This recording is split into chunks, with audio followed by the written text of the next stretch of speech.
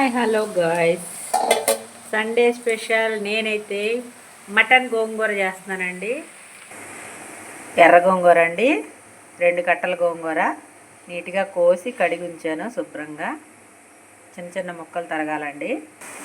తాలింపు వచ్చేసిందండి. పసుపు వేసుకున్నాము. ఆల్రెడీ నేను ముక్కల్లో కూడా కొంచెం ఉడికేటప్పుడు పసుపు వేసానండి.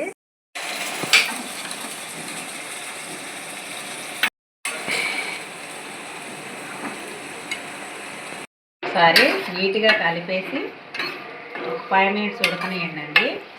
తర్వాత టమాటాలు వేసుకుందాము.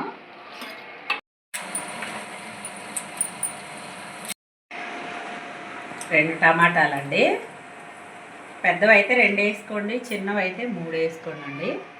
గోంగూర చాలా తక్కువ అయ్యింది, అందుకోసం నేను 3 టమాటాలు వేసాను. ఉప్పు వేస్తున్నానండి కొంచెం. టమాటాలు త్వరగా మగ్గుతాయి.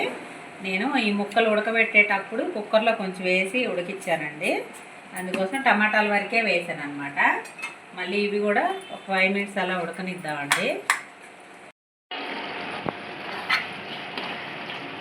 టమాటాలు మగ్గిపోయినాయండి మంచిగా. ఇప్పుడు ఉప్పు, కారం, మసాలా, అల్లం ఎల్లిగడ్డ పేస్ట్ వేసేద్దాం. కారం అండి, నేను ఆల్రెడీ ముక్కలు ఉడికిచ్చేటప్పుడు 1 స్పూన్ వేసాను. గోంగూర టమాటా వేస్తున్నాం కాబట్టి కొంచెం కారం పడుతుంది అనమాట. స్పూనున్నర వేసానండి. ఇది వచ్చి ధనియాల పౌడరు 1 స్పూను, గరం మసాలా అండి, ఉప్పు టమాటాలో వేసాను, ముక్కలు ఉడికేటప్పుడు కూడా వేసానండి, అందుకే కొంచెం చూసుకొని వేసుకోండి.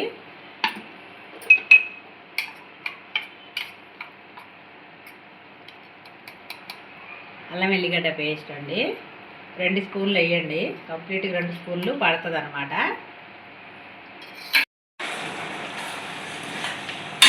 ఇది కారం మసాలా వేసాం కదండి, చూసారా కూర దగ్గరగా వచ్చిందనమాట.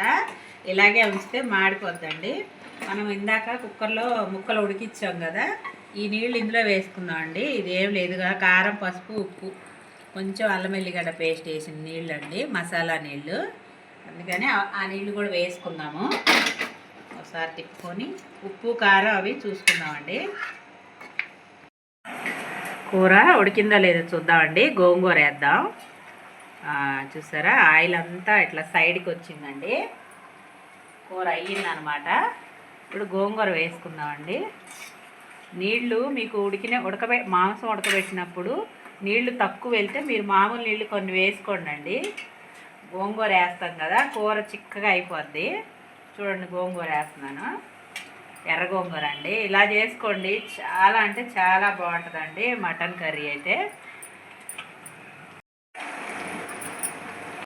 కూర ఉడికిపోయిందేమో చూద్దాం రండి. వావ్, చాలా బాగా ఉడికిందండి. గోంగూర కూడా ఉడికిపోయింది, మంచిగా అడుగంటుకుందండి. ఇప్పుడు కొంచెం కొత్తిమీరను, పుదీనా వేసుకుందామండి.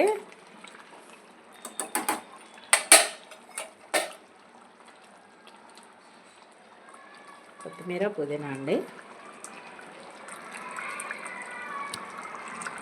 మటన్ కర్రీ రెడీ అయిపోయిందండి.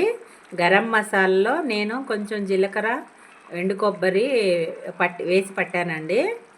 జీలకర్ర వేయించి పౌడర్ వేస్తే చాలా మంచి టేస్ట్ వస్తుందండి కూర.